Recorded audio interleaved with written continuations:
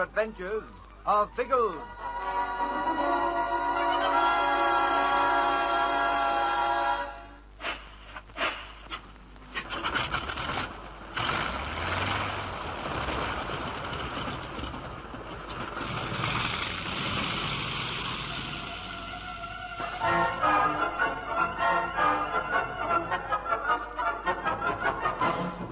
Biggles and his air police arrive back in England from the intrigue and bloodshed of the Korean War to find reports of more killing in the British newspapers.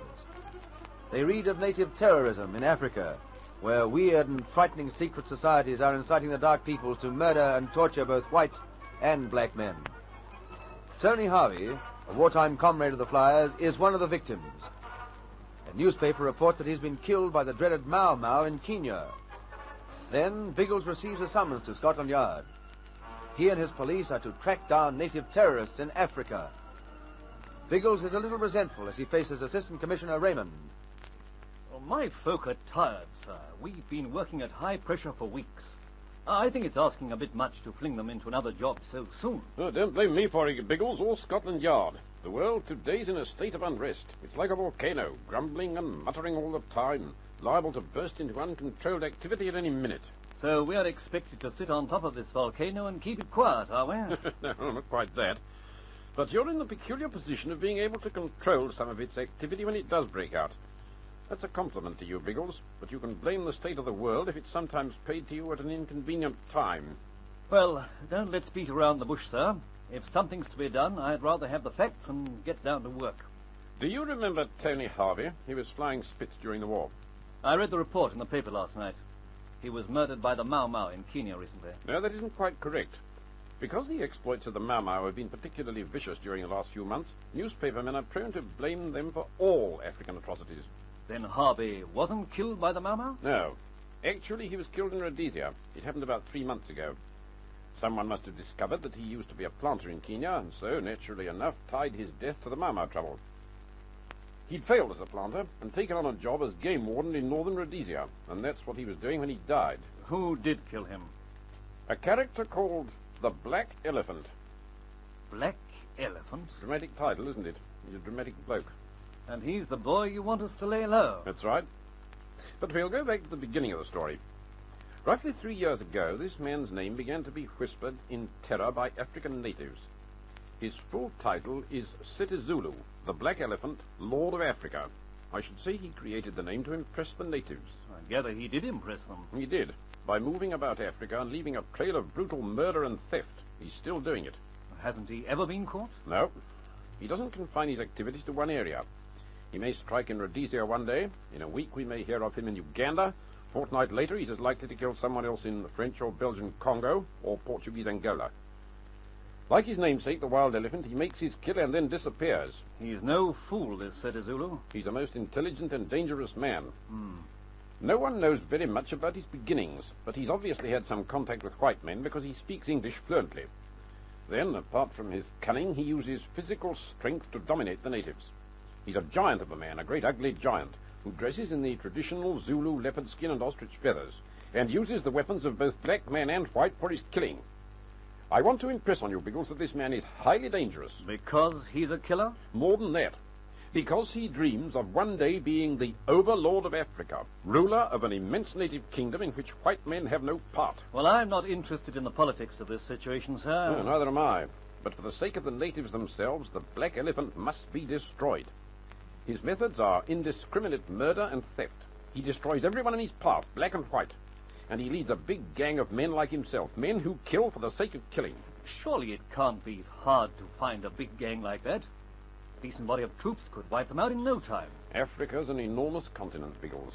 Authorities of all states have been chasing him for years, but so far they haven't found it possible to pin him down.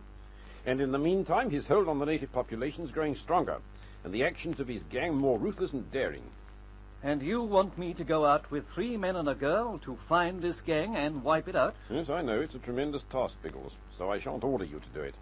But with your mobility and experience in tracking down dangerous characters all over the world, I feel you might succeed where an army would fail.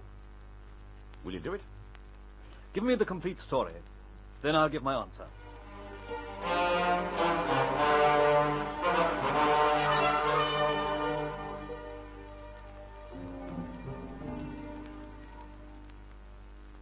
naturally, I agreed, providing we have the cooperation of the African authorities. And Raymond promised that. I think the old boy's right. We may be able to track down this gang by air and ultimately run them to earth. I hope you all back me up in this. We'll do whatever you say, Biggles. Personally, we Lissies are all for it. Should be a terrific valley show, what? And you, Ginge? Well, it sounds rather frightening to me. But don't you dream of leaving me out of it. No one will be left out of anything on this assignment. Now, we'll get down to detail. I've been very carefully through the full story with Raymond, and I've found only 2 angles which might help us. Are they good angles? I think so.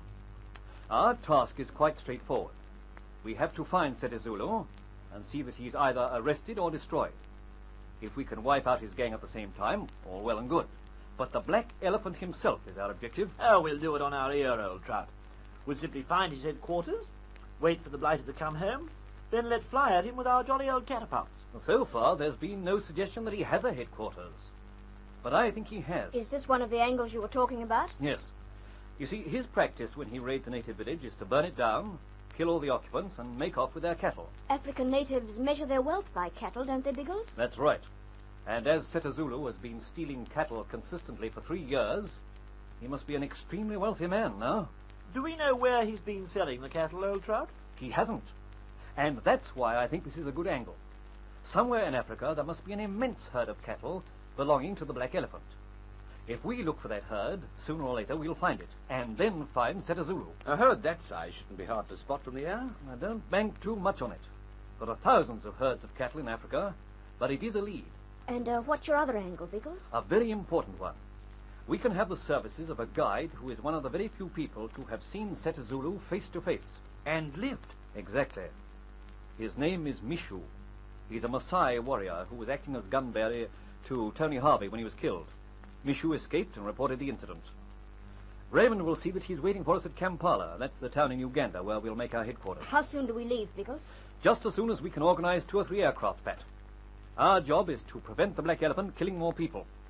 And we won't do it unless we go to work immediately.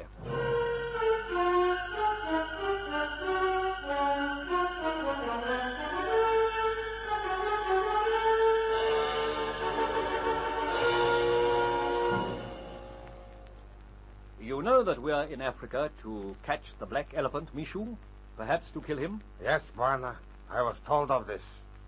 Do you think we'll be able to do it? Black Elephant must be killed. That's how we feel. I understand that you know most of the native tribes in Central Africa, that you can speak with them and that they trust you.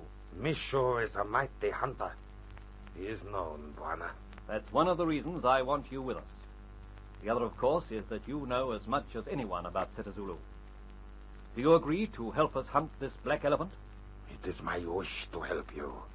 I have sworn to kill Setezulu. You know how dangerous it will be. I have sworn to kill Setezulu. Good. I'll discuss him with you later, Mishu. First, I want to send my people to fly over the land and become accustomed to it. Will you ask them to come into the hut?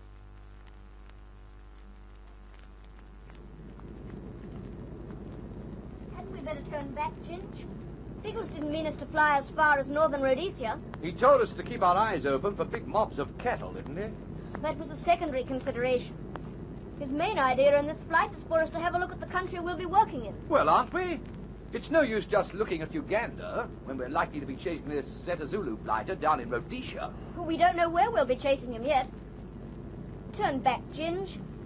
Biggles will think we're in trouble. All right, we'll fly to the next belt of forest and then turn. We've seen so much of this grassland that I'm dying for the sight of a few trees again. We'll see plenty of plain country in Africa. This is what they call the veldt.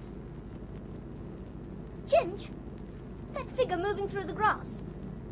Isn't that a man? That's a white man, by George. And he looks pretty groggy. He's trying to wave to us. Put down, Ginge. You can land anywhere there. Yes. That poor blighter needs help.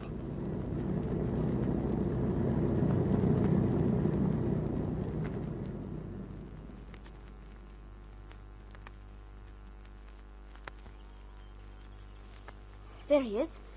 I can see him lying in the grass ahead of us. Yes, must have passed out. Don't look at him, Pat. I've seen him already. He's been cut to pieces. By a knife, wasn't it, Ginge? Something like that. He's still conscious. Give him a sip from your water bottle. Dear, all of them dead.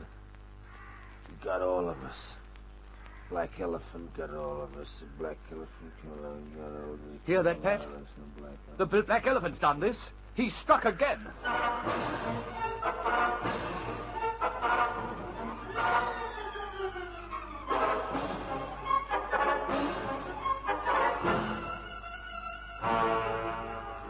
Pat and Jean stare in horror at the white man's dreadful wounds.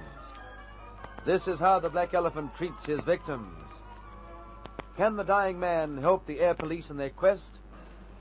What lies ahead of them in the terrifying jungles of Central Africa?